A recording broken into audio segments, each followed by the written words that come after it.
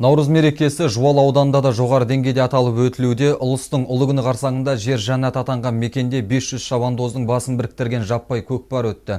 Дүбірлі додаға өңір саңлақтарының өзге оңтүстік Қазақстан облысы мен көршілес Қырғыз елінің көкпаршылары да қатысты. Мерей Байеттің бейне материалында.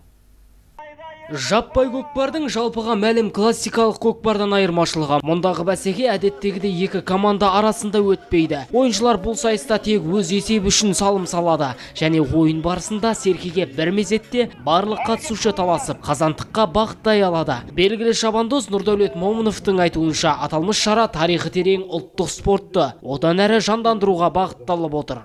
Енді бұл біз өзіміздің қанымызға сіңген спорттың түрі ғой бұл жерде. Нағыз батыр, білекті де жүректі жігіттер ойнайтын спорт 4 сағаттай шабылады. Сонымен ең бұл жерде қызығы соңғы салым енді. Өгіз өлді деп атады.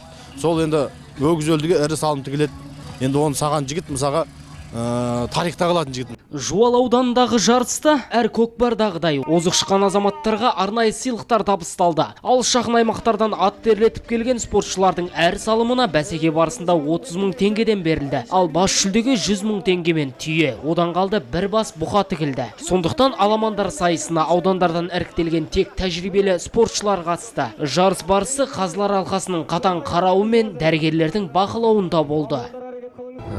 Осы Айшаби ауылынан келіп тұр, көкпарға қатысу үшін.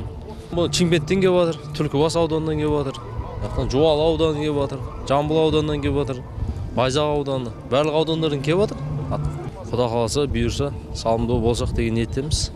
Қалың бұқараның басын біріктірген дода күн ұясына қайтқанша жалғасты. Аймақтардың атын шығарып жүрген алыптар қазандыққа кезектесе салым салып бар жиынның көркін қыздырды. Тиісінше тігілген жүлделерді қаржығаға байлап қайтты. Мерей Байет, Әділбек Самалихов, Ермек Кеншімбек, Шет Ньюс, Жуалы ауданынан.